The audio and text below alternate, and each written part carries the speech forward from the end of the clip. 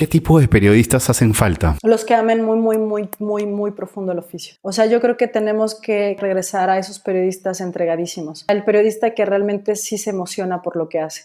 Lamentablemente yo me he dado cuenta que los nuevos periodistas ya se van mucho por las redes, ¿no? Por el internet, o sea, ya investigan por Google, ¿no? O sea, ya casi no entrevistan, casi no hacen estas grandes notas, estas grandes crónicas, no leen mucho. Nos hacen falta periodistas cultos también. Periodistas que lean, periodistas que estén informados. Estamos contando nada más la historia de a ver cómo los papás y los niños están tomando las clases en las zonas lejanas, ¿no? En la sierra principalmente, pero no estamos haciendo el seguimiento del maestro, yendo con él. Y cuando tú tienes y te das la capacidad de observación, que además eso es algo que tenemos que tener siempre como muy presente, observar. Además de escuchar, observar. Cuando tú haces eso, entonces logras estos grandes reportajes, este plus, que no necesariamente tiene que ser periodismo de investigación.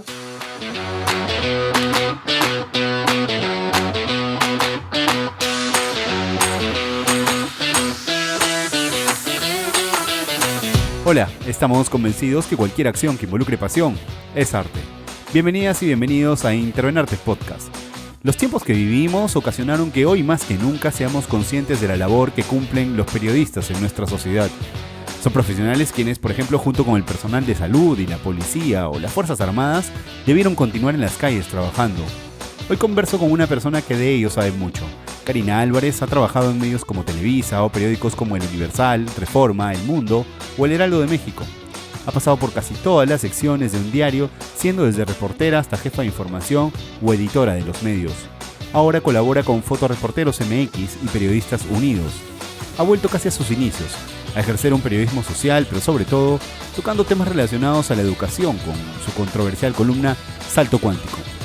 ¿Hasta cuándo la farándula o los espectáculos tendrán más espacio en los medios que el periodismo relacionado a los temas educativos? Yo soy Fabricio Serna, host de este podcast Intervenarte, y converso con personas que buscan cambiar el rumbo de su historia, de nuestra historia. Los dejo con esta conversa con Karina Álvarez.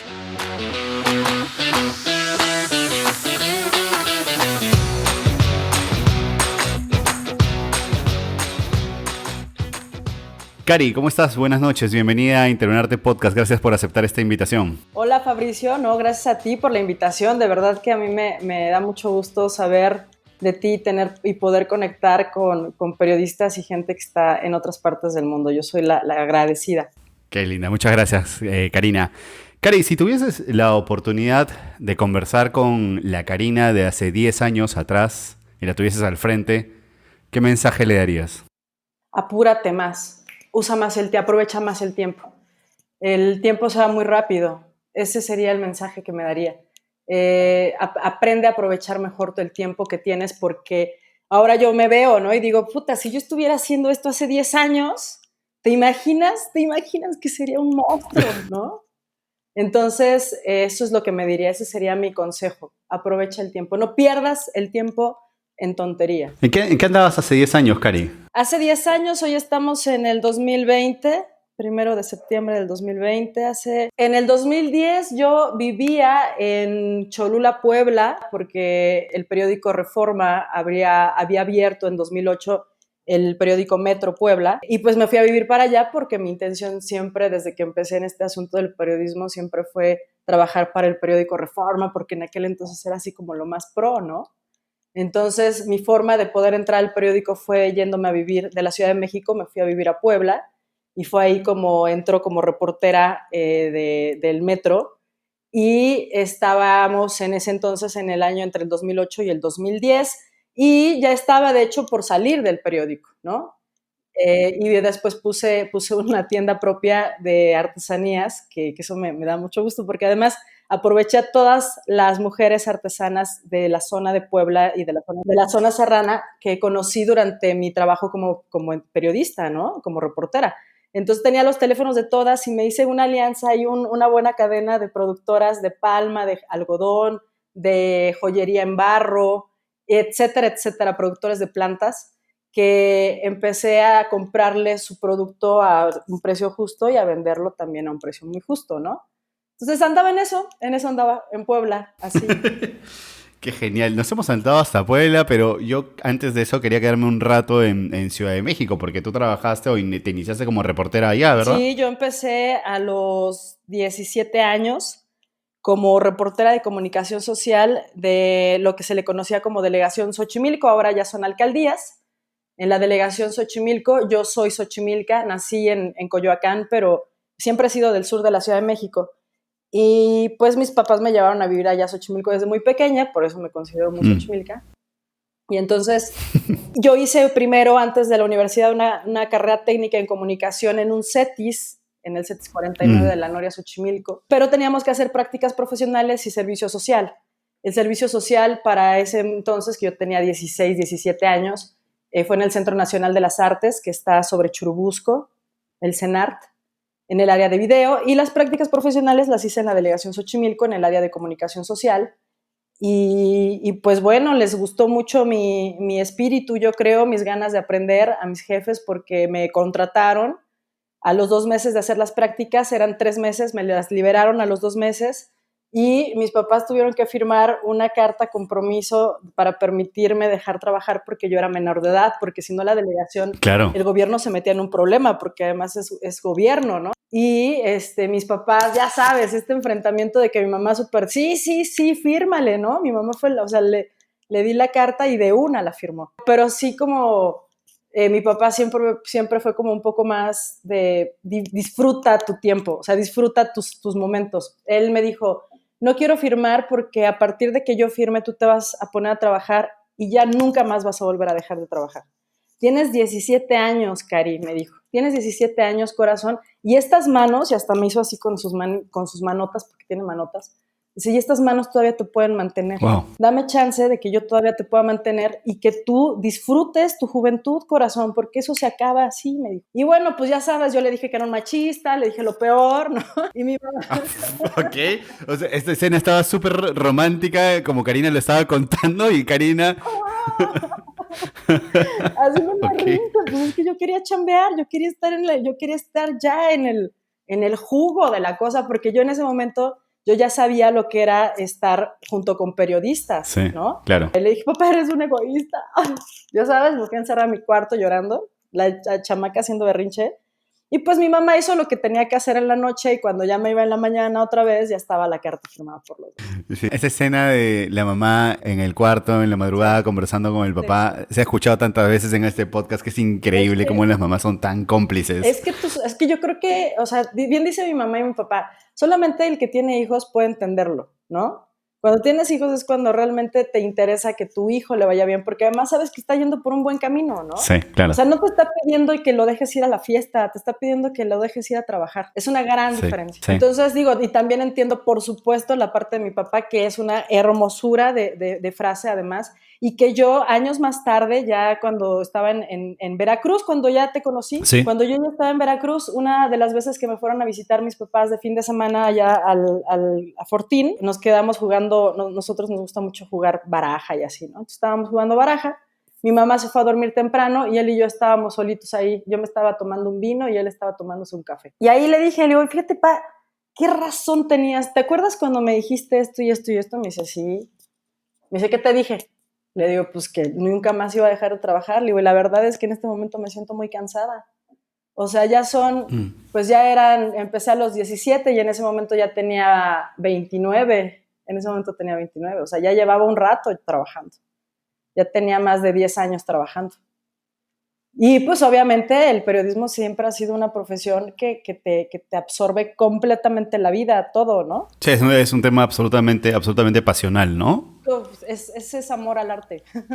Sí, totalmente. Porque además es mal pagado, ¿no? Pero es hermoso. Entonces ahora que ya me contaste más o menos cómo es esto, ¿cómo es que llegas a Excelsior? Porque estuviste en Excelsior un buen tiempo y además estabas cubriendo una fuente en particular. Bueno, entré a la Carlos Septién García al mismo tiempo, entré a la universidad a estudiar licenciatura en periodismo y ahí conocí a un compañero que era el secretario de Comunicación Social de CCHs de la UNAM, de la Universidad Nacional Autónoma de México. Sí. Los SHs es como la parte de preparatoria de la UNAM. Este cuate me dio chamba, me dio trabajo y entonces empecé a trabajar ahí y después me buscan de la Cámara de Diputados, me ofrecen irme como reportera de comunicación social a la Cámara de Diputados Federal, al Congreso de la Unión. Y ya cuando se iba a acabar la legislatura, en el 2000, finales del 2006, entonces, principios, 2006, ahí Cristian Daza, que siempre que lo veo a este gran amigo que es periodista también, siempre le agradezco esta parte porque ahí le agradezco dos cosas. La primera, que fuera quien me hizo casi de ponte a estudiar la licenciatura. Uh-huh. Cuando lo conocí en Xochimilco, él me dijo, si tú quieres ser periodista, necesitas estudiar la licenciatura. No te quedes con esto, uh-huh. No la vas a armar. Y después, ya más tarde, 2 años más tarde, entonces me encuentro con esta situación de que ya se va a acabar la legislatura, pero en ese momento el periódico Excelsior se convierte en el nuevo Excelsior. Se rompe la cooperativa, deja de ser un periódico viejito, uh-huh. Un periódico con ese formato tradicional de 1900, y entonces entra toda una camada de grandes periodistas que yo los conocía y los admiraba, ¿no? Porque yo decía, ay, ese güey es bien chingón. Y obviamente todos queríamos ya en ese momento estar en Excelsior también, ¿no? Entonces yo llego, hablo con el coordinador de la sección nacional, que en aquel entonces era Daniel Ruiz, y pues ya le echo ahí el choro, o sea, pues me vendo así de, bueno, yo quiero hacer esto, vengo de hacer esto, ¿no? Estoy terminando la universidad. Y entonces él me dijo, ¿cómo? ¿Estás terminando la universidad? Le dije, sí. Me dijo, ¿cuánto te falta? Le digo, un mes, me falta un mes. Y entonces este hombre me dice, pues mira, si quieres estar con nosotros, aquí el trabajo empieza en la tarde. Entonces tú vas a la escuela en la tarde, ¿no? Le digo, no, pues que sí. Bueno, pues si quieres estar, te tienes que cambiar al turno matutino. Le digo, oye, pero no hay posibilidades de que me aguantes un mes y yo venga en las mañanas y en las tardes me vaya a la escuela y después regrese al cierre. Y entonces volteó y literal me dijo, allí afuera hay una fila de personas que quieren este puesto. ¿No? Obviamente. Y entonces me le quedé viendo y le dije, va, regreso en 2 horas. Corrí literal, hablé con quien tenía que hablar, ni siquiera se lo consulté a mi mamá, porque además yo ya para ese momento ya me pagaba la escuela, ¿no? Porque ya ganaba lo suficiente para poder pagar mi colegiatura mensual. Entonces, corrí todo el rollo, hice el trámite que tenía que hacer, me cambié al turno matutino. O sea, al día siguiente yo llegué a las 6:30 de la mañana a la escuela. A clases, claro. Y entonces regresé con Daniel Ruiz y le enseñé el cambio de turno, ¿no? Porque te dan una hoja, obviamente. Entonces le enseñé el cambio de turno y entonces me dijo, estás dentro. ¡Jonrón! Y entonces empecé a ser el asistente de redacción en ese momento, ¿no? Y así estuve hasta que Fabiola Guarneros, después, con el paso del tiempo, esta mujer se convierte en la coordinadora de la sección nacional, que ahora es la subdirectora del Excelsior, que sigue estando ahí, que también para mí fue una gran maestra. Ella me enseñó mucho sobre cómo organizar tu información, cómo vender tu información. Ella era me enseñó mucho con eso, ¿no? Muy, muy técnica, pero muy ordenada. Y entonces ella me empezó a ver ese potencial y esas ganas de no nada más asistir a la redacción, sino también de redactar, de escribir, de salir. Uh-huh. Y entonces Fabiola me empezó a meter en los temas sociales, así de, oye, hay un evento aquí en el Hotel Presidente Intercontinental, es una conferencia de prensa de cualquier cosa, ve, cúbrelo, ya está en una notita, ¿no?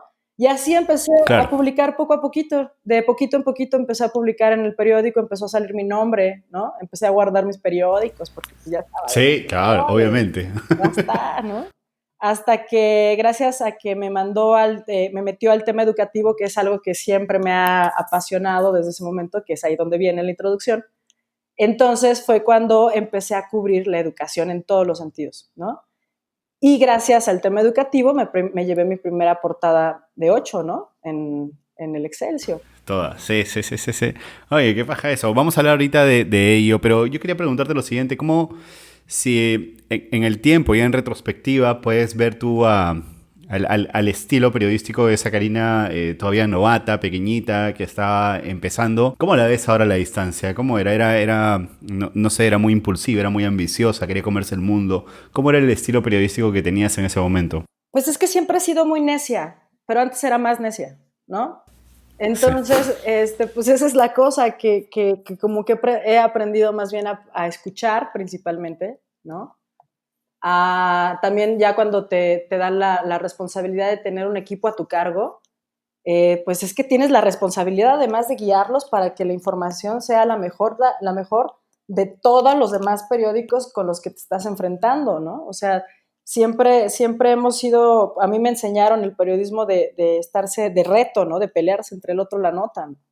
O sea, de no decirle al compañero lo que llevas porque es la nota, o sea, no, esa es la de 8, o sea, tienes que cuidar tu información y entonces te dicen, va a estar el de Reforma, no, o sea, no, por ejemplo, Reforma siempre decía, van los del Universal, no le pierdas huella, ¿no? O sea, síguelo, no te le despegues, porque era la competencia directa de Reforma en aquel entonces, y así siempre ha sido, ¿no? O bueno, era, porque ahora ya ha perdido un poquito eso, ¿no? Pero siempre era así, ¿no? Está súper interesante que hables de esto, de esta suerte de competencia que existe entre los medios cuando estamos afuera tratando de cubrir y tratando de pelear una nota.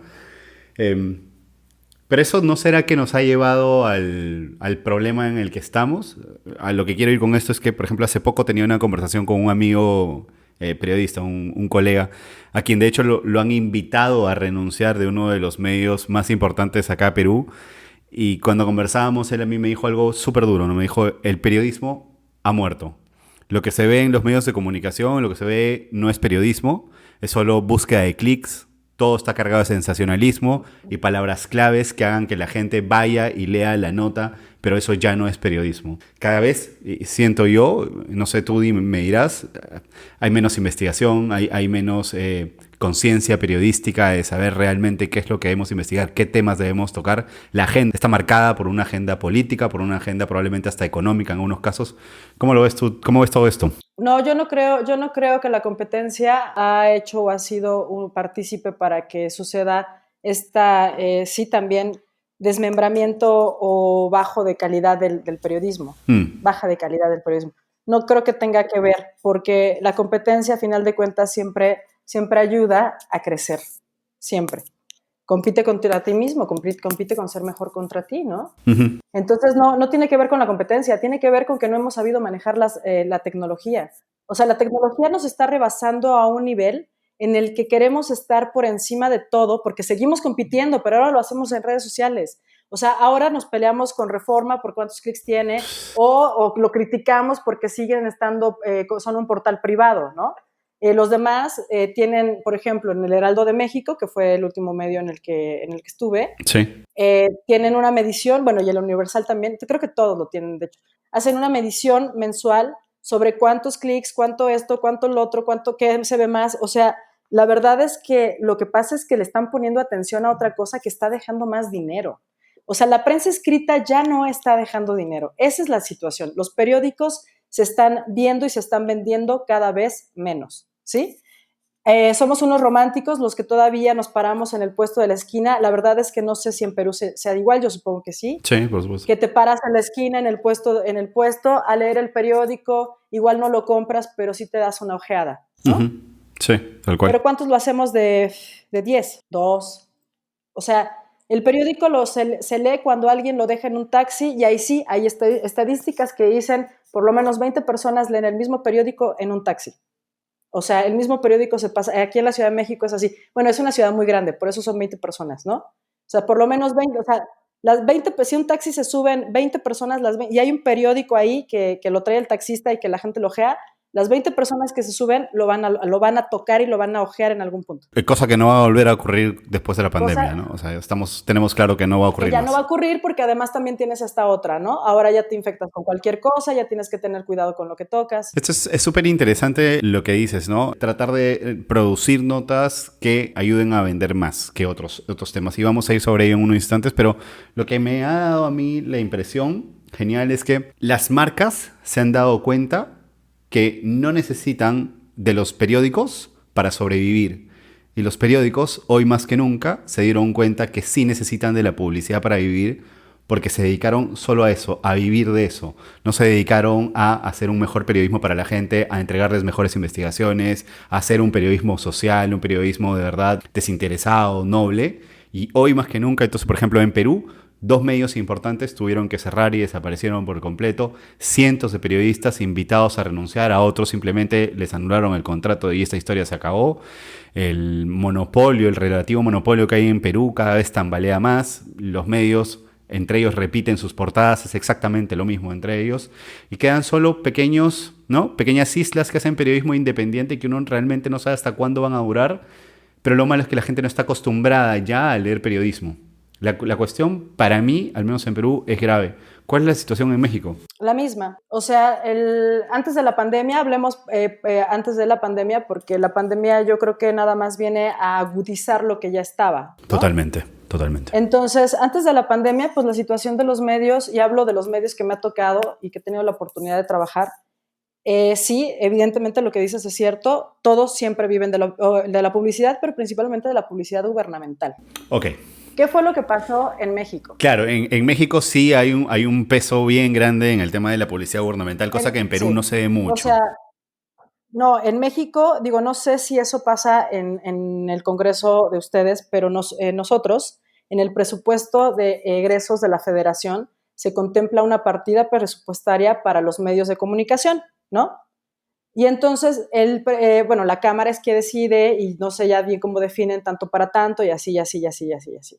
Hay quien tiene convenios, hay quien no tiene convenios, etcétera, etcétera. Habiendo vivido las dos realidades, te puedo decir que es lo mismo, pero la magnitud en que en Perú sucede es minúscula frente a la de ustedes, Bueno, ¿no? Lo de acá ustedes es... generalmente es la mayoría, ¿no? O sea, Sí, y es casi, casi normalizado, excepto ¿no? los más independientes, ¿no? Los más independientes, que hablo de Reforma, Reforma no hace eso, por eso está tan peleado con la 4T, ¿no? Y pues por eso también le pega tanto. Y entonces, ¿qué pasa con nosotros? Ah, bueno, pues que gana Andrés Manuel López Obrador, ¿no? Gana con un porcentaje mínimo de votación, la menor votación de la historia, y lo que él hizo fue detener los presupuestos. Detuvo el presupuesto más de año y medio. Sí. No se entregó como se tenía que entregar, mucho menos del 70% que les correspondía a cada uno, canceló otros medios Claro. sí tuvieron, cerraron un par, pero chiquitos, ¿no? Se mantienen los grandes. Algunas páginas de internet que están haciendo también un gran esfuerzo por hacer su publicidad propia. Creo que Animal Político hace un gran trabajo con cómo se mantiene, Proceso también lo hace. El problema es que, para empezar, se acaba, Andrés Manuel quiere romper con esta parte de la corrupción y entonces, como todos somos corruptos, entonces a todos nos limita, ¿no? Y dice, no, pues saben que mi mandato va a ser muy específico a quien se le dé y depende de también cómo me traten. Y también los medios, cada uno también ya tenía esta parte que tú bien mencionas, se mantenía, ¿no? Nunca habían pensado en hacer otra cosa, mantenerse de otra cosa, ¿no? Entonces, no se habían pensado mantener de otra cosa, efectivamente le restaron importancia a los productos, ya no hay producto de calidad, ya no hay exigencia. O sea, por ejemplo, a mí me enseñaron, no voy a decir que a golpes, pero sí fue rudo, ¿no? Mi manera en la que me enseñaron. Ahora le dices cualquier cosa al chavo y se ofende al reportero y entonces ya se va y ya no te quiere hablar y digo, ay Dios, no, de verdad. Cari, ¿qué tipo de periodistas hacen falta? Los que amen muy, muy, muy, muy, muy profundo el oficio. O sea, yo creo que tenemos que regresar a esos periodistas entregadísimos. O sea, el periodista que realmente sí se emociona por lo que hace. Lamentablemente yo me he dado cuenta que los nuevos periodistas ya se van mucho por las redes, ¿no? Por el internet, o sea, ya investigan por Google, ¿no? O sea, ya casi no entrevistan, casi no hacen estas grandes notas, estas grandes crónicas, no leen mucho, nos hacen falta periodistas cultos también, periodistas que lean, periodistas que estén informados, porque muchos de los periodistas, si tú lo has visto, lamentablemente, en las conferencias mañaneras del presidente. O sea, cuando veías porque además antes de Andrés Manuel, hasta con el mismo Peña Nieto, las conferencias de prensa con el presidente eran muy raras, y cuando se hacían, ibas a una pregunta específica ya que traías armada, que ya habías planeado con tu jefe de información o con tu editor en jefe, que es algo que le vas a preguntar al presidente en la conferencia que no puedes fallar, porque además vas a tener solo esa oportunidad, ¿no?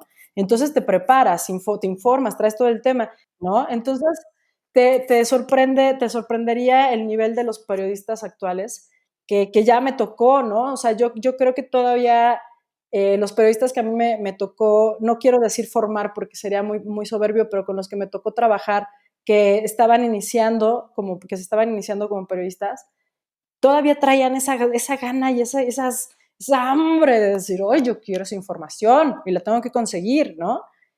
Hasta el Universal, creo que me pasó con ese grupo de periodistas también. Ya en el Heraldo me enfrenté con periodistas muy raros, ¿no? O sea, como más chavos, más jóvenes, que no tenían mucho, que era tal vez su primer medio en el que estaban, en el que no querían escuchar ni una palabra, ¿no? O sea, la recomendación, y siempre era así como de, oye, Cari, ¿tú dónde has estado, por cierto? O sea, como poniendo en juicio mi experiencia, ¿no? Que dices, oye, no te tengo por qué leer mi currículum, pero si estoy aquí, soy tu jefa, es porque seguramente he hecho algo muy importante, ¿no? O sea, mi currículum se lo entregué a mi jefe, no a ti. O sea, cosas así que en lugar de poner atención o tomarlo como una recomendación o una orden también, ¿no? Porque también es una orden, ¿no? Se ponen a criticar. Entonces es como, no sé, cambió mucho. Ha Es que cambiado. es una pena, porque son chicos que finalmente creo que ya llegaron a hacer periodismo y cuando se estaban preparando consumían este periodismo que ya no es periodismo, pues, ¿no? Entonces, obviamente, llegan a hacer y dicen, oye, pero ¿a qué jugamos, no? Ya no hay un periodismo de rigor, pues. Y también yo creo que influyó los influencers y todos estos cuates que empezaron a hacer grandes cosas así por internet, que son grandes cosas, pero no sé si todas necesariamente tienen grandes contenidos. Pero a final de cuentas generan mucha necesidad o cubren muchas necesidades de las personas y son muy consumibles, ¿no? Y entonces tienes los periodistas que siempre hemos sido periodistas y que dices, oye, a mí nunca se me ve, las de televisión, ¿cuándo se les había ocurrido hacer eso, no? Cuando tienen todo para hacerlo, pero pues están pensando en la información, en la noticia, y entonces yo creo que también se abarató la información y la forma de informar, cambió la manera de informar, y entonces la gente empezó a buscar más al fulanito de tal de YouTube que a meterse a la página de cualquier medio, ¿no?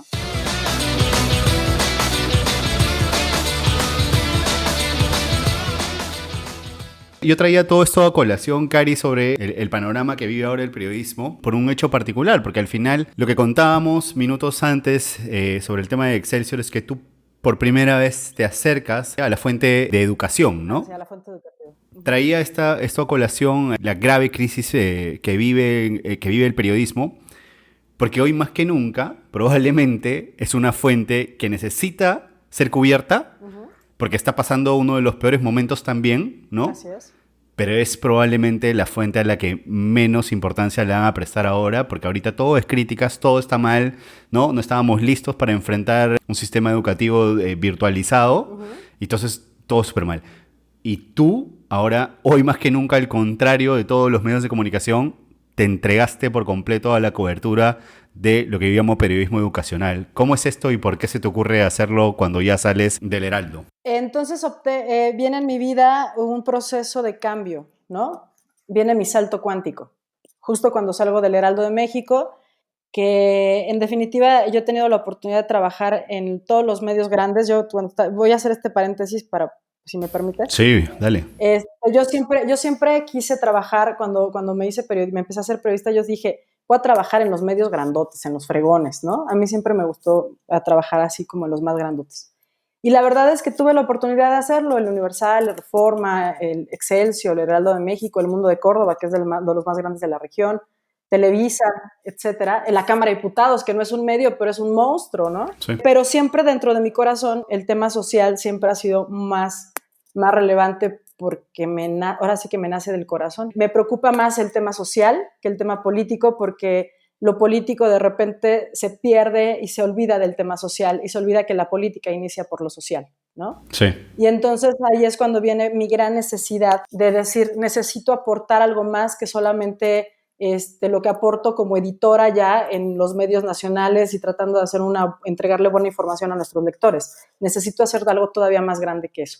Y entonces en el 2015, cuando estaba en el periódico El Universal, llega a mí una información del sistema penitenciario de la Ciudad de México de los niños que nacen y que viven en las cárceles con sus mamás internas reclusas. Y entonces me entero que en Santa Marta, Catitla, Iztapalapa, en la Ciudad de México, existe esta cárcel de femenil que es histórica, pero tienen 87 niños, o bueno, en ese momento tenían 87 niños, y yo no puedo dormir y entonces pienso en los nenes y empiezo cómo les cambian el pañal y pienso en cómo le hacen para bañarlos Y se me empieza a ocurrir un montón de cosas, ¿no? Y digo, híjole, está cañón, ¿no? Y entonces empiezo a buscar información y me dan ganas de llevarles educación.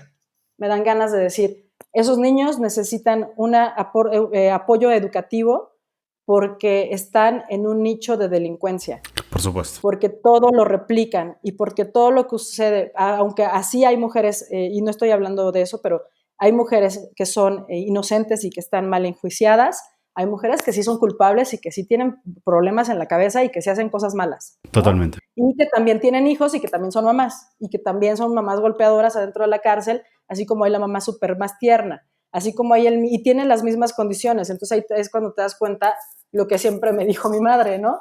En la pobreza no cabe la cochinada o la suciedad. Entonces tienes a un grupo de internas que tienen las mismas posibilidades de tener a sus hijos en las mismas condiciones y de repente tienes niños que huelen muy feo o niños que huelen muy rico. Ah, ¿qué pasa ahí? Es un descuido de la madre completamente. Entonces te enfrentas a todas estas situaciones y yo decía, vamos a hacer algo, hay que intervenir, hay que hacer una intervención. Y entonces como la educación siempre ha sido un tema que me ha encantado porque sí creo que sin educación el mundo no es nada, ¿no? Y la primera infancia es lo que hay que cuidar más que cualquier otra cosa, porque de ahí parte todo, ¿sí? En los primeros traumas, el primer desarrollo, la confianza, todo esto que dijo Piaget en algún momento, no lo dije yo, ¿no? O sea, además, entonces ahí inicia una asociación civil que se llama 1, 2, 3 por ellos, que formé en el 2016, en abril del 2016, y que está enfocada específicamente a atender a niños en situación de vulnerabilidad.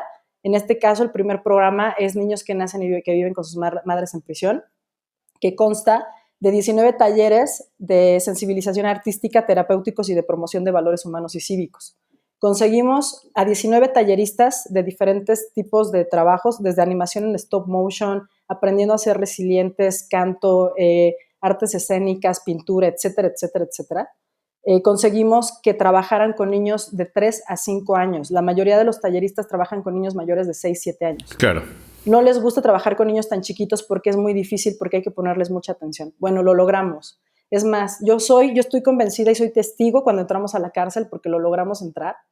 Estoy convencida, porque lo vi, que los niños de 3 años haciendo el mismo trabajo que un niño de 5 al mismo tiempo, trabaja mejor un niño de 3 años que un niño de 5, se distrae menos. Un niño de 3 años es más entregado todavía. ¿Sí? El de 5 ya está acá como que ya quiere hacer otras cosas. Sí hay una diferencia de 2 años en la primera infancia, o sea, sí hay una gran diferencia. Sí. Hay una gran diferencia en el crecimiento. Un niño de 5 años sí ya está más revolucionado que uno de 3, ¿no? La inocencia también cambia y además cuando estás en una situación de vulnerabilidad, donde tienes niños que se pelean, donde tienes niños que te muerden, donde logramos bajar la violencia que tenían los niños contra nosotros de un 100% a un 0%. De mordidas cambiamos a besos en 2 meses, así. Y solamente con amor y atención. Y obviamente llevándoles productos fresas fregones. O sea, fresas me refiero a que son caros, a que en un taller cualquiera, una animación stop motion, te sale mínimo por niño en 2,500 pesos. ¿Sí? Nosotros lo llevábamos todo eso gratis. O sea, obviamente yo buscaba fondeos, yo buscaba formas con mi bolsillo, ya sabes, uno logra hacer lo que sea por la infancia. Y entonces, con todo este pretexto, siempre, esto nunca se me ha borrado de la cabeza. Después entró al Heraldo de México, sigo siendo editora de política y de social. Y cuando salgo viene este asunto de qué va a pasar ahora conmigo. Muere mi abuela, que también ahí ese es un tema muy importante en mi vida, porque siempre fue una figura muy, muy amada por mí.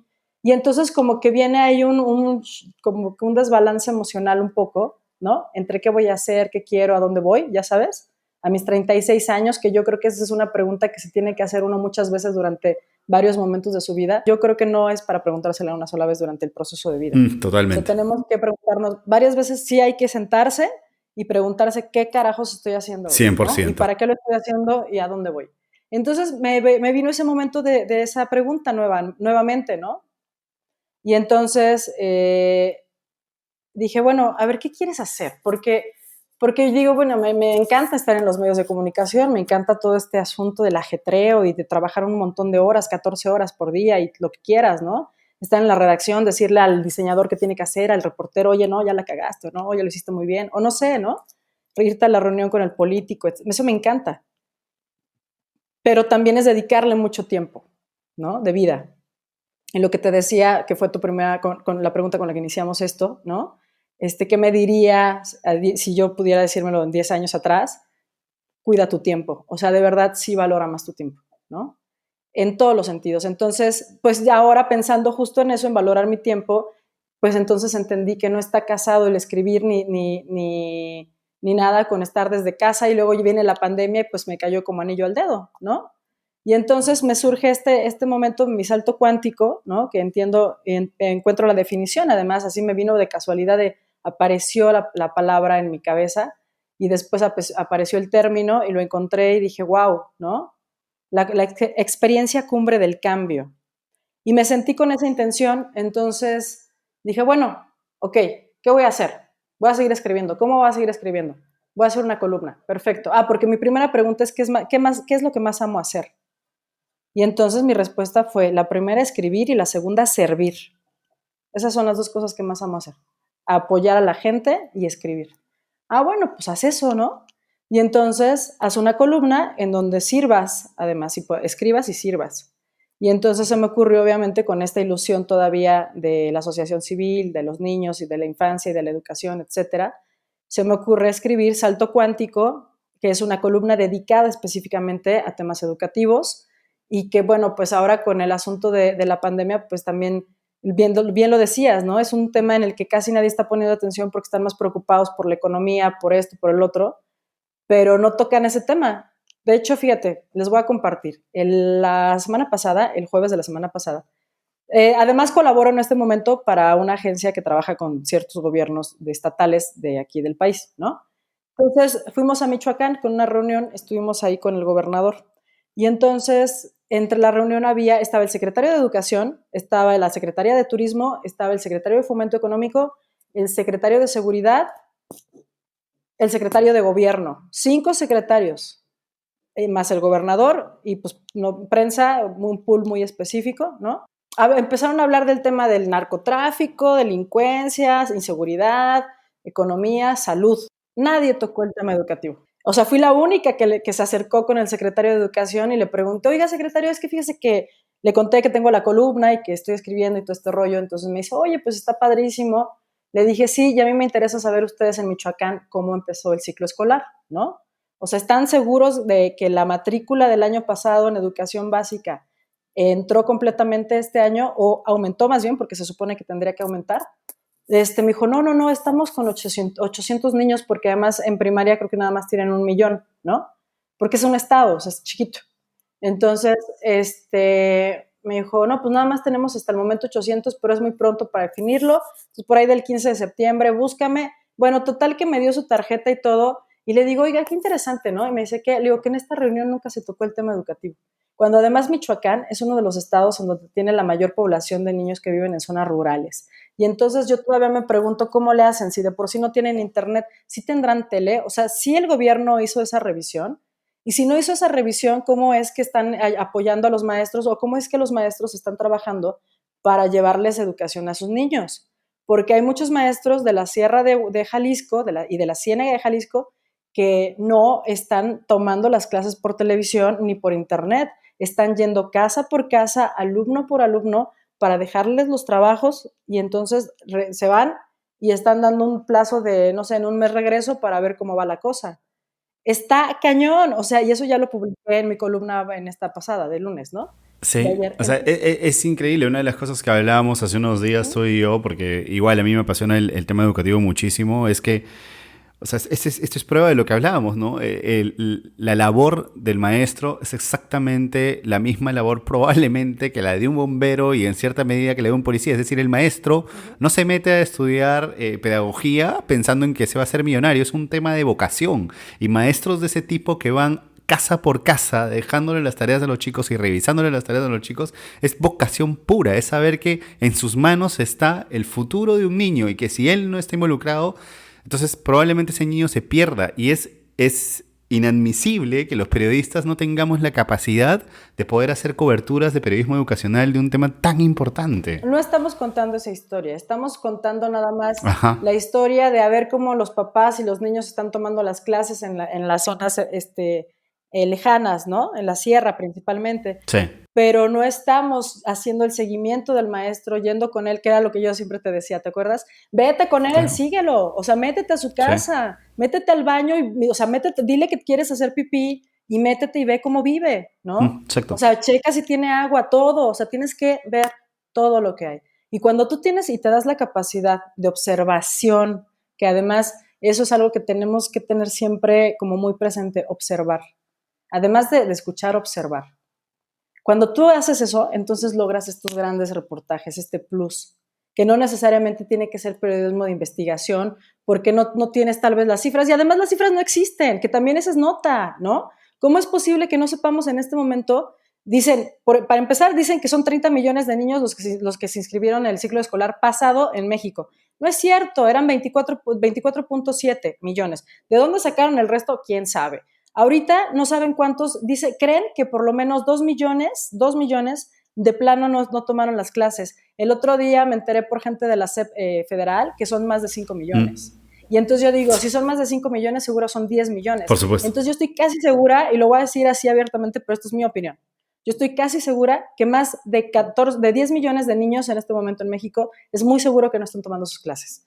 O sea, y estoy casi segura, porque no hay una supervisión, porque desafortunadamente los papás no se pueden dividir en tanto, ¿sí? Hay muchos papás que están yendo a trabajar, que no pueden estar al pendiente, que la abuela no puede estar, o sea, y yo sé que están haciendo un gran esfuerzo porque sus hijos no pierdan clases. Pero también viene esta otra parte de las escuelas privadas que ahora, digo, o sea, imagínate que tengo una conocida, una amiga, que su hijo pasó a segundo de primaria, tiene 7 años el niño. De pura inscripción fueron 17,000 pesos. O sea, está cañón. Un niño. Entonces, imagínate cuánto debes tener en tu bolsillo, en tu cuenta, para poder inscribir a tu hijo en una situación. Ahora, si no lo tienes, entonces te aguantas con la escuela pública. Pero pues resulta que la escuela pública tiene estas carencias de que, una, todavía no terminan de inscribirse, dos, no han podido explicar bien el modelo, tres, están poniéndose de acuerdo con los padres de familia para ver cómo le van a hacer con las tareas, ¿no? Es un desorden. Es un desorden, sí. Es un desastre y creo que esto se replica en todos los países latinoamericanos. Es absolutamente penoso. Los gobiernos no tienen capacidad de reacción. Así es. No al menos en este tema. No lo tienen. Y agrégale la violencia infantil.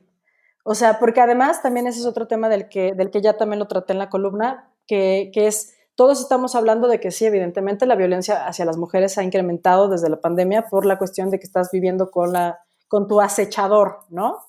Pero muchas de esas mujeres violentadas, y perdón, pero también es real, y no lo digo yo, lo dicen los psicólogos, son mujeres que se desquitan con sus hijos, ¿sí? Y entonces tienes a niños y a mujeres maltratadas que maltratan, o a un papá maltratador de hijo y mamá, ¿no? Y el niño no tiene la posibilidad de defenderse ante nada, y entonces en una situación de encierro, en una situación en donde el niño tiene que además esforzarse por aprender y por todo esto, imagínate la tensión en la que están viviendo también muchos chavitos. O sea, no son las condiciones. Por eso me decían varios profesores, y lo publiqué en la columna de lunes, tienen los papás la obligación en este momento de generarles espacios de aprendizaje a sus hijos dentro del hogar. O sea, tienen que idearles ahí donde está la televisión, acomodarles de una forma, hasta ponerles así como globitos de bienvenido a las clases, bienvenido a tu primer ciclo escolar. O sea, sí hacerles tener que tengan sus libros, o sea, que él se sienta como en la escuela.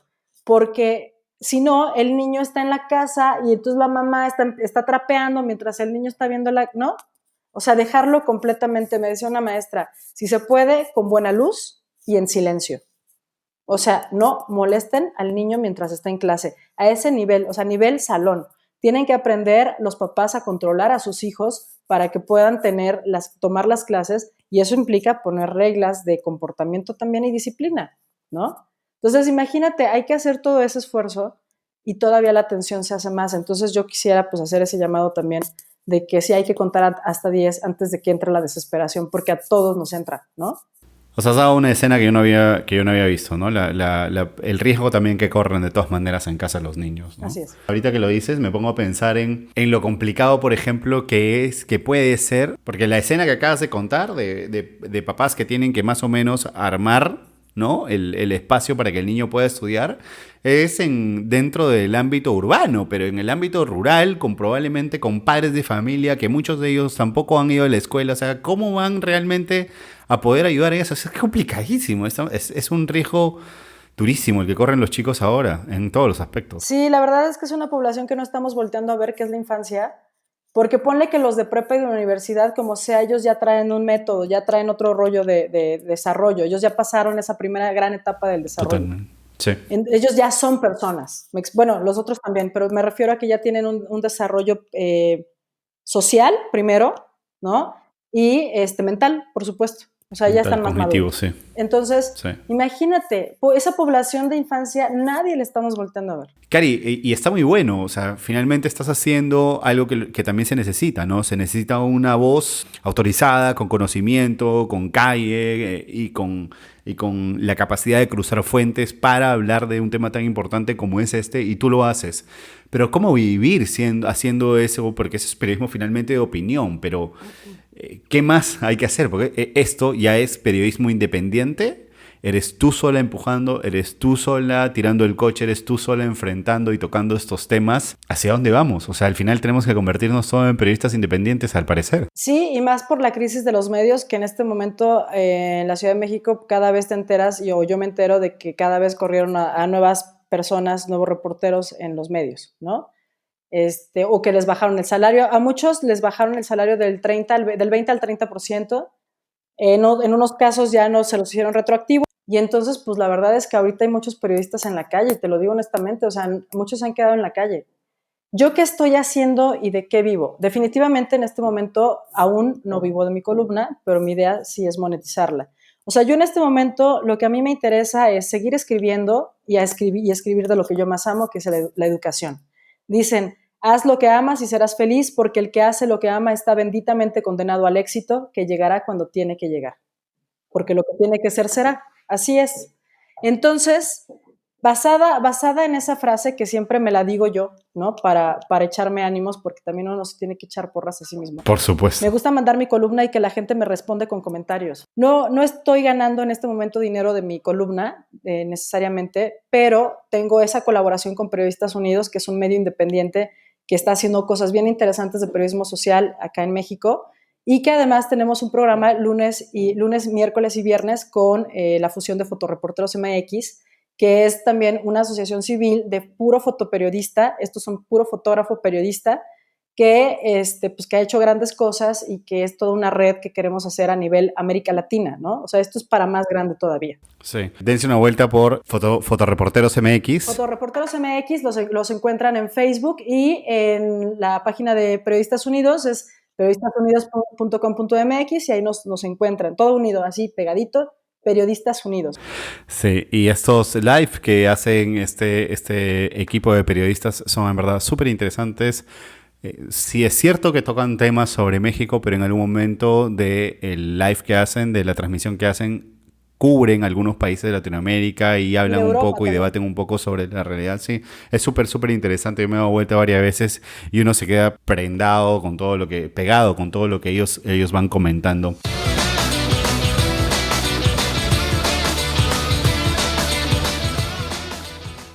Cari, sí. Vamos a pasar a una etapa de preguntas cortas. Las preguntas son cortas, las respuestas no necesariamente tienen que ser cortas. Puedes explayarte y reflexionar todo lo que quieras.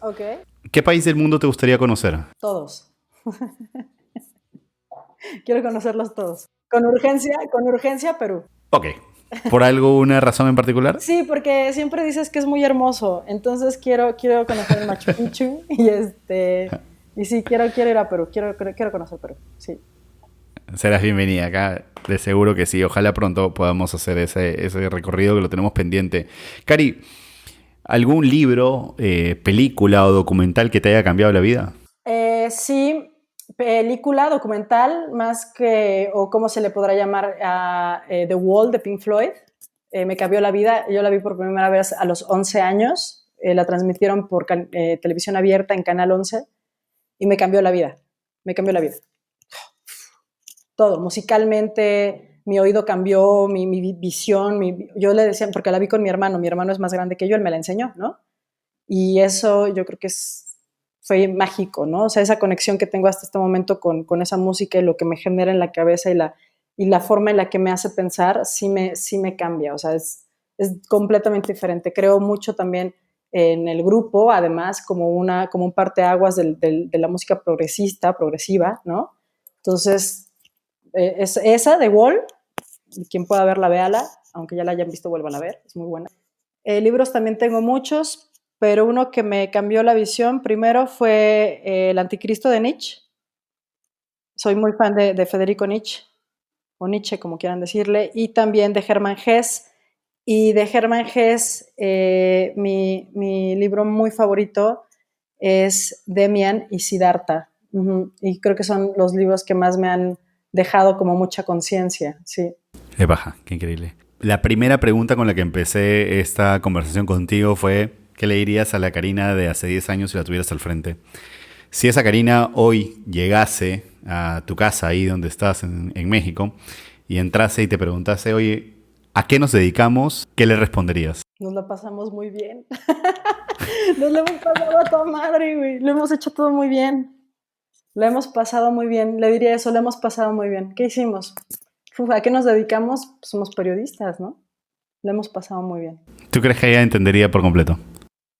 Sí, yo creo que sí. Es como cuando, es como pienso en mi papá, ¿no? O sea, siempre que me pregunta cómo estás, siempre le digo, me lo he pasado muy bien. Eso me dice. Claro, así tiene que ser. Karina, ¿existe la felicidad? Sí, claro. Claro, por supuesto que sí.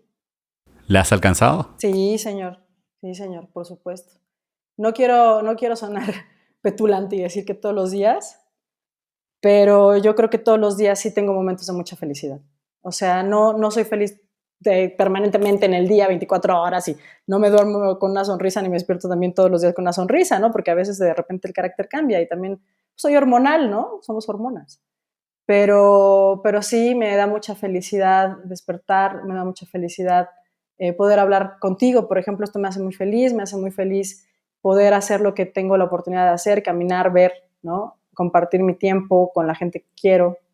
Me hace feliz recordar también, ¿no? El mar, me hace feliz estar en el mar. Me hace feliz, soy feliz, sí soy feliz. ¿Cuál es tu mayor temor en la vida? Defraudarme, ese es mi mayor miedo.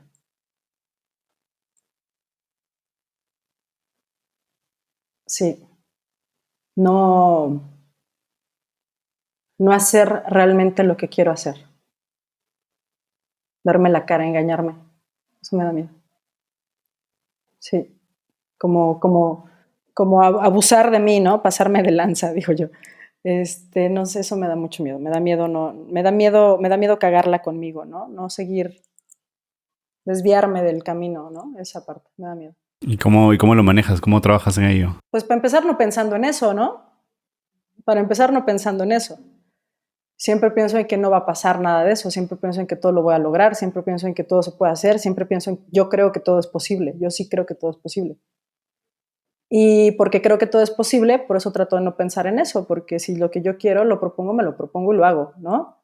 Entonces, pues más bien me distraigo haciendo las cosas que tengo que hacer, ¿no? No me distraigo pensando en cosas pequeñas, en esas pequeñeces. ¿Cuán importante es la pasión en tu vida? Todo, yo soy pasión. Hay pasión siempre. Haz las cosas con pasión. Híjole, todo, cocina con pasión, báñate con pasión, haz el quehacer con pasión, obviamente haz el amor con pasión, ¿no? Ponte hasta una mascarilla apasionadamente, cuídate, es pasión, ¿no? Yo creo que la pasión es todo, es como el amor, pero es como la parte sexy del amor. Sí. Creo. Cari, hemos terminado. Okay. ¿Qué tal la pasaste? No, pues increíble, la verdad está padre, me hace muy feliz además escucharte, poder compartir esto contigo, y esta es una experiencia que pues está bien bonita y la agradezco mucho. Nada, Cari, encantado, siempre a tus órdenes, jefa, ya sabes. Gracias, para servirte, corazón. Así terminó mi charla con Karina Álvarez. Si crees que algún amigo o familiar debe escuchar este episodio, compártelo, por favor. Si conoces a alguien a quien le vamos a entrevistar o eres tú esa persona, en las notas de este episodio encontrarás el link para nominar un invitado. Eso es todo por hoy. Que estén bien.